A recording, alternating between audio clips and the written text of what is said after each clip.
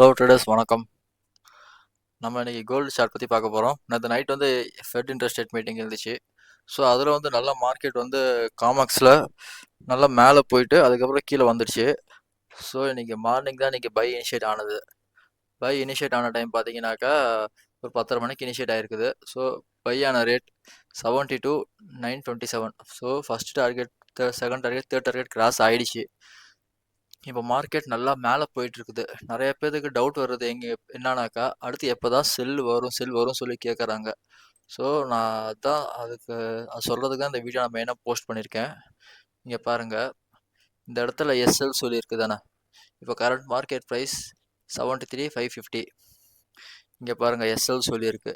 So அந்த SL தான் அடுத்து நமக்கு ட்ரெண்டு சேஞ்ச் ஆகிற இடம்.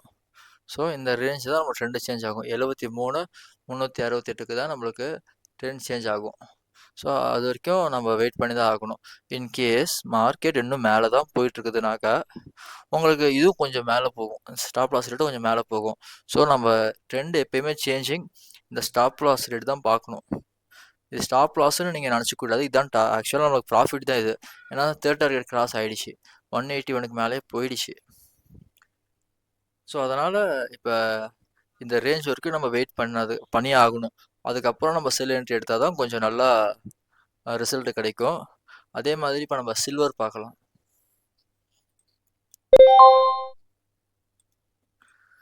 சில்வரில் பார்த்தீங்கன்னா அதுலேயும் வந்து மார்னிங் இனிஷியேட் ஆகிடுச்சு, பை இனிஷியேட் ஆகிடுச்சு. அதில் பை இனிஷியேட் ஆன ரேட் பார்த்தீங்கன்னாக்கா 88,482.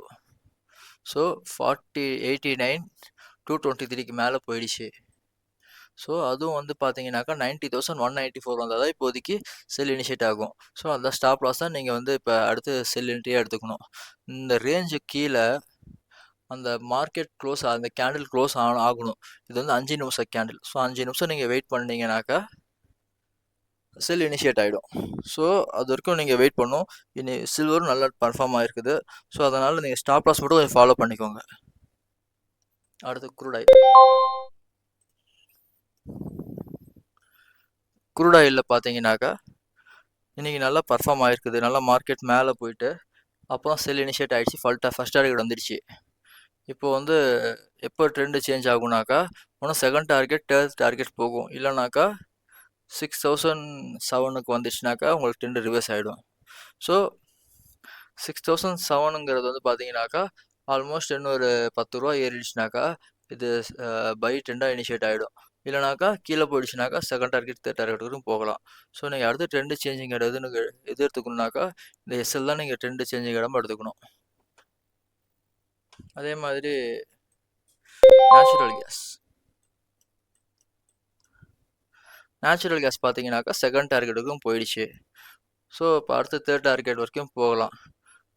தேர்ட் டார்கெட்டு போகலாம். இல்லைனாக்கா மார்க்கெட் வந்து 92.80 அந்த ரேஞ்சு கட் ஆகிடுச்சுனாக்கா செல் இனிஷியேட் ஆகிடும். ஸோ இது நல்லா பர்ஃபார்ம் ஆகிருக்குது இன்றைக்கி. இப்போ அடுத்தது ஒரே நிமிஷம்.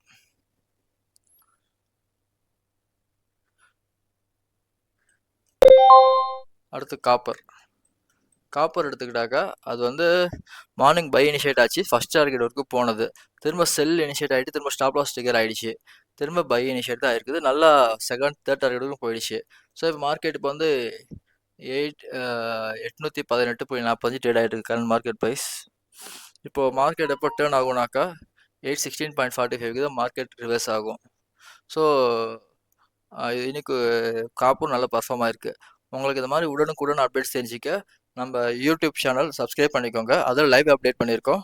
நீங்கள் லைவாக பார்த்துக்கலாம். தேங்க்யூ ஃபார் வாட்சிங்.